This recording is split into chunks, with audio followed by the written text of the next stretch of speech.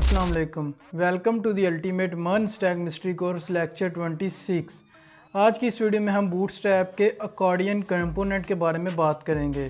Bootstrap accordion बहुत ही useful component है जो हमें कंटेंट को कोलैप्सिबल मैनर में ऑर्गेनाइज करने में मदद देता है। ये यूज़र एक्सपीरियंस को इन्हेंस करता है क्योंकि ये इंफॉर्मेशन को ज़्यादा मैनेजेबल वे में प्रेजेंट करता है। इस लेक्चर में आप बूटस्ट्रैप कंपोनेंट को अच्छी तरह से सीख जाएंगे। तो अगर आप भी मेरी तरह एक्साइटेड है तो जल्दी से वीडियो को लाइक कर दें और चैनल शुरू करते हैं।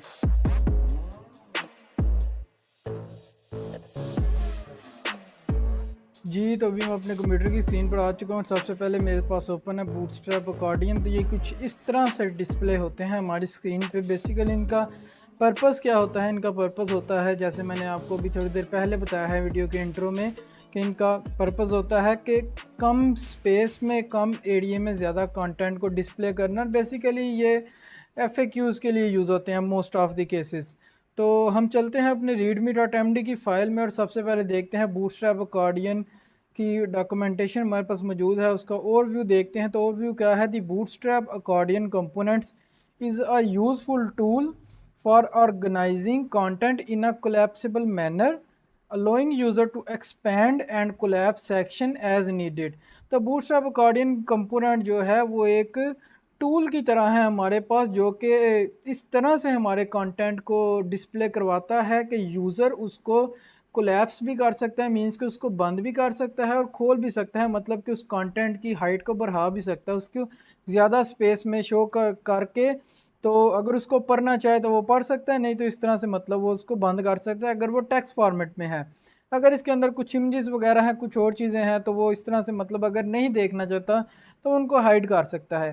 तो इसका मकसद क्या है कि अगर आपके पास इस तरह से बहुत सारी आइटम्स हैं और उनमें काफ़ी सारा कंटेंट है, तो मोस्ट ऑफ द केसेस ऐसे होता है कि यूज़र एंड तक नहीं जाएगा, वो ऊपर ही देख के, तो उसको अगर उसके काम की चीज़ नहीं मिलती आपकी वेबसाइट में तो वो उस वेबसाइट को बंद करने के उसके चांसेस बढ़ जाते हैं कि वो इस वेबसाइट को लीव कर जाए।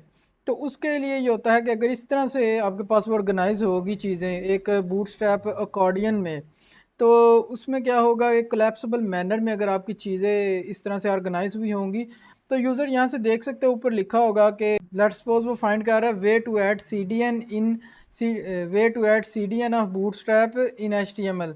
तो वो ऊपर 2-3 देखता है, वहाँ पे नहीं है, तो यहाँ पे वो क्वेश्चन लिखा है way to add CDN of Bootstrap in HTML। तो वो सिंपली इसको ऐसे जो एक्सपेंड करेगा और यहाँ से उसकी डॉक्यूमेंटेशन जो भी उसके अंदर टेक्स्ट है उसको रीड कर लेगा इजीली। तो इस तरह से वो चांसेस बढ़ जाते हैं कि यूज़र के आपकी वेबसाइट पे वो रहे और थोड़े टाइम में वो ज़्यादा चीज़ों को भी एक्सप्लोर कर सकता है। जो चीज़ उसको चाहिए एग्जैक्ट उसी पे डायरेक्टली जा सकता है। तो इसके अलावा अगर बात करें तो this enhance the user experience, जो कि मैंने आपको बता दिया है already. Benefits of using bootstrap accordion, तो फिर अगेन वही चीज़ है, इम्प्रूव्ड यूज़र एक्सपीरियंस। उसके बाद रिस्पॉन्सिव डिज़ाइन, और ये रिस्पॉन्सिव भी होते हैं, बूटस्ट्रैप के जितने भी कंपोनेंट्स होंगे वो रिस्पॉन्सिव होंगे। तो इसके अलावा ease of implementation, predefined classes and attributes make it easy to implement accordions without extensive custom CSS और जावास्क्रिप्ट। तो जो प्री डिफाइंड क्लासेस और एट्रीब्यूट्स हैं हमारे पास बूटस्ट्रैप अकॉर्डियन कंपोनेंट के लिए, उनसे ये बहुत इजी हो जाता है इसको मैनेज करना without using custom CSS and JavaScript. तो इसके बाद हमारे पास how to use Bootstrap accordion. तो उसके लिए है बेसिक स्ट्रक्चर जो हमारे पास है। To create an accordion you need a div with an ID and within it several items. कहाँ पे गया ये है several items that each contain a header and a collapsible body. Means के इसको बनाने के लिए सबसे पहले तो आपको एक जो है डिव चाहिए जिसको हम क्लास देंगे अकॉर्डियन, जैसे कि ये है हमारे पास। तो ये तो उसके बाद हमारे पास उसके अंदर एक हमने आइटम बनानी है। तो आइटम मीन्स के ये हमारी ये अकॉर्डियन आइटम नंबर 1 आ रहा है, ये एक आइटम है, ये सेकंड है, ये थर्ड है हमारे पास। तो इस तरह से करके ये एक आइटम आती है। आइटम के अंदर एक हमारा हेडर होता है। हेडर वो होता है जो यहाँ पे ये डिस्प्ले हो रहा है। और इसके बाद एक हमारा बॉडी क्या है, बॉडी होती है कोलैप्सिबल बॉडी। तो जो बॉडी होती है उसका पर्पस होता है कि वो जो है कोलैप्सिबल होती है और इस हेडर के क्लिक पे करने पे वो टॉगल होती रहती है। टॉगल मीन्स के क्लिक करेंगे तो ओपन होगी, क्लिक करेंगे तो बंद हो जाएगी अगर ओपन है तो। हम आते हैं प्रैक्टिकल एग्जांपल्स की तरफ जल्दी से। और सबसे पहले मैं इसको बिल्कुल एम्प्टी कर लेता हूँ अपने पूरे पेज को। और यहाँ पे मैं बूटस्ट्रैप का जो स्टार्टर टेम्पलेट है उसको यूज़ करूँगा। तो बूटस्ट्रैप 5 स्टार्टर टेम्पलेट। तो ओके, मुझे ना यहाँ से जाना पड़ेगा ये वाले पे, और यहाँ से मैं जाके इसको, ये है मेरे पास स्टार्टर टेम्पलेट, और मैं इसको यहाँ पे पेस्ट कर लेता हूँ। इसको मैं रिमूव कर देता हूँ सारे को। और यहाँ पे मैं एक बना लेता हूँ कंटेनर की क्लास सबसे पहले, ताकि हमारा कंटेंट प्रॉपरली ऑर्गेनाइज रहे। और इसको मैं यहाँ पे देखता हूँ हमारी फ़ाइल चल रही है या नहीं। तो अभी प्रॉपरली बिल्कुल वर्क कर रही है। अब हम इसके अंदर आते हैं और सबसे पहले हम लिखेंगे अकॉर्डियन बनाने के लिए हमने क्या करना था। तो सबसे पहले हमें चाहिए थी अकॉर्डियन की क्लास, अकॉर्डियन। तो डॉट अकॉर्डियन लिखूंगा तो हमारा अकॉर्डियन स्टार्ट हो जाएगा यहाँ से। अब इसके बाद क्या है, इसके बाद हमें चाहिए एक आइटम। तो उसके लिए हम लिखेंगे अकॉर्डियन डैश आइटम। तो इसके लिए हम लिखेंगे अकॉर्डियन डैश आइटम। अब इसके बाद हमें चाहिए इसके अंदर हेडर। तो उसके लिए मैं देख लेता हूँ हमारे पास कौन सी क्लास है। ओके, अकॉर्डियन डैश हेडर हमारी क्लास है। तो इसको हम दे लेते हैं h2 में डॉट अकॉर्डियन डैश हेडर। और इसके अंदर आई थिंक मुझे ना एक आईडी भी चाहिए, आईडी भी मैं दूंगा ताकि ये हमारा या अकॉर्डियन आइटम आइटम में। ओके, तो इसी में मुझे आईडी चाहिए।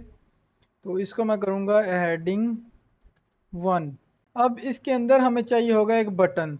तो बटन के लिए मैं सिंपली यहाँ पे लिखूँगा बटन, और इसके अंदर क्लास आएगी अकॉर्डियन बटन। इसके बाद हम यहाँ पे एक देंगे एट्रीब्यूट डाटा BS टॉगल। तो इसके अंदर हम लिखेंगे कोलैप्स, क्योंकि हमने ये बटन को बनाना है कोलैप्स और एक्सपैंड के लिए। और इसके आगे हमने एक और एट्रीब्यूट देना है डाटा BS टारगेट, कि इसका टारगेट क्या है जब इस पे प्रेस होगा। तो उसके लिए हमें यहाँ पे एक आईडी डिफ़ाइन करनी होती है। आईडी वो होगी जो हमारे यहाँ पे जो हमारा एक्सपैंड होगा, बेसिकली बॉडी होगी, उसकी आईडी होगी अकॉर्डियन बॉडी की। तो यहाँ पे उसके लिए मैं अकॉर्डियन बॉडी बना लेता हूँ, और इसके अंदर मैं एक आईडी देता हूँ। आईडी मैं दूंगा कोलैप्स 1। और इस आईडी को मैं यहाँ पे हैश के साथ, क्योंकि हम आईडी को डिफ़ाइन करते हैं, तो मैं ऐसे, ओके, तो इसको मैंने यहाँ पे ऐसे पेस्ट करना है। अब इसके बाद यहाँ पे मुझे चाहिए डाटा BS पेरेंट। तो इसके लिए हमें इसे पहले ऊपर डिफ़ाइन भी करना पड़ेगा। तो मैं यहाँ पे मुझे डिफ़ाइन करना पड़ेगा अकॉर्डियन के अंदर, मुझे यहाँ पे आईडी देनी पड़ेगी। मैं यहाँ पे दूंगा अकॉर्डियन न्यू। तो ये मैं आईडी दे लेता हूँ। तो इसको मुझे यहाँ पे देना पड़ेगा।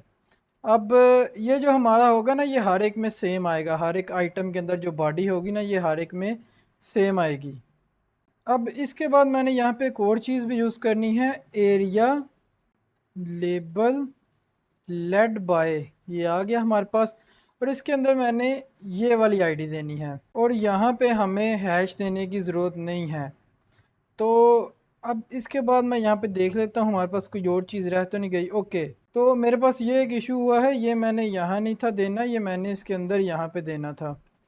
तो ऐसे बॉडी ये इसके अंदर आएगा, और इसके बाद ये डी वैसे हमारा क्लोज होगा, और यहाँ पे आएगा कॉर्डियन कोलैप्स, उसके बाद अगेन कोलैप्स, उसके बाद यहाँ पे मैं लिखूँगा शो। तो अभी मैं आपको समझाऊंगा ये सारी क्लासेस क्या काम कर रही है। ये तो बेसिकली है अकॉर्डियन कोलैप्स के, ये वाली कोलैप्स होगा।